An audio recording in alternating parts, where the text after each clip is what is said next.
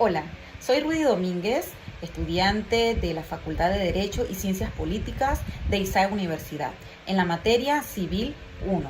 El día de hoy les voy a hablar sobre algunos temas muy interesantes. Voy a empezar hablándoles sobre el efecto de la ley. El derecho civil o la ley civil es aquella que se encarga de proteger los derechos y las libertades de las personas. También lo que son las relaciones entre ellas.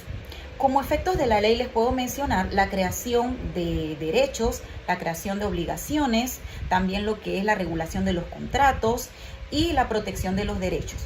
En cuanto a la derogación de las leyes, les puedo decir que es o se le conoce a la eliminación de una ley ya existente que va a ser reemplazada por una nueva o simplemente porque ésta pues ha perdido su efecto con el paso del tiempo.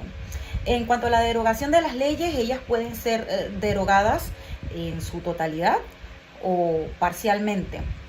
En este caso, estos casos suceden porque muchas veces una ley con el paso del tiempo va perdiendo su efectividad y tiene que darle paso a nuevas leyes que se adapten a las nuevas circunstancias. Cuando hablamos de una persona natural, según su naturaleza, hablamos del ser humano en sí como ser biológico, como individuo, pero que tiene la capacidad de comunicarse, tiene la capacidad de sentir, la capacidad de tener un libre albedrío, de tomar decisiones, incluso de hacer cosas jurídicas. Cuando hablamos de una persona según su nacionalidad, estamos hablando de esa relación que tiene la persona y el Estado. Por ejemplo, una persona puede ser nacional si nace en determinado territorio. También puede obtener su nacionalidad por medio de lo que es la filiación o por naturalización. Una persona que pertenece a un estado también tiene los mismos derechos y obligaciones que tienen todas las personas de ese lugar. Cuando hablamos de una persona según su domicilio, domicilio lo entendemos como ese lugar donde la persona vive o está habitualmente. En términos jurídicos estamos hablando de ese lugar donde uno le puede hacer a la persona notificaciones o le puede hacer citaciones. Cuando hablamos de una persona jurídica, entonces estamos hablando más bien de una entidad reconocida por la ley. Les doy unos ejemplos. Una entidad jurídica o una persona jurídica puede ser las iglesias, los partidos políticos, estas organizaciones sin fines de lucro, puede ser también los sindicatos. ¿Por qué? Son personas jurídicas porque pueden adquirir bienes, pueden celebrar contratos y pueden demandar y ser demandados en un tribunal. Cuando hablamos del matrimonio y hablamos del tema de los derechos y de las obligaciones de un cónyuge, hablamos de que en cuanto al derecho, en el matrimonio, los cónyuges tienen derecho por igual a la lealtad, tienen derecho a la igualdad, a la no discriminación, tienen derecho a compartir los bienes y los recursos, a recibir fidelidad, a recibir exclusividad sexual.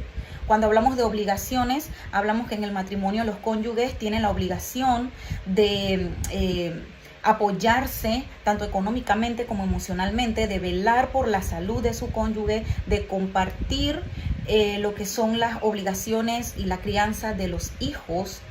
Cuando hablamos de la nulidad del matrimonio y sus defectos, pues cuando hablamos de nulidad de matrimonio, estamos hablando de ese estado en el que el matrimonio como que nunca existió. ¿Por qué suele suceder esto? Cuando se hace nulo un matrimonio pueden haber ciertas situaciones. Les pongo un ejemplo.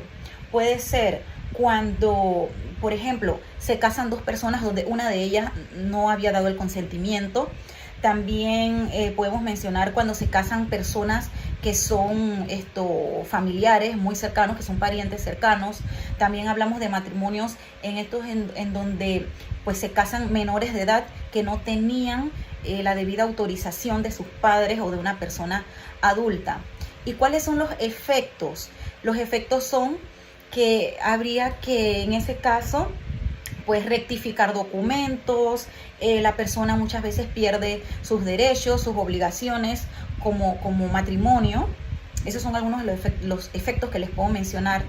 Y hablando de las segundas nupcias, legalmente no hay nada que prohíba que una persona se case nuevamente, pero hay que cumplir según el país, según el estado, con ciertos requisitos o características.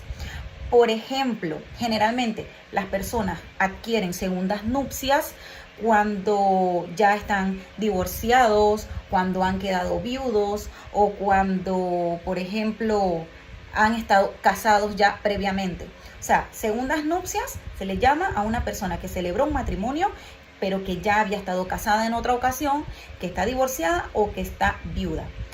Me alegro que me hayan prestado atención en estos breves minutos para estos temas importantísimos para todos aquellos que están empezando a estudiar Derecho Civil. Estos conceptos breves que les pude compartir son de vital importancia. Muchas gracias.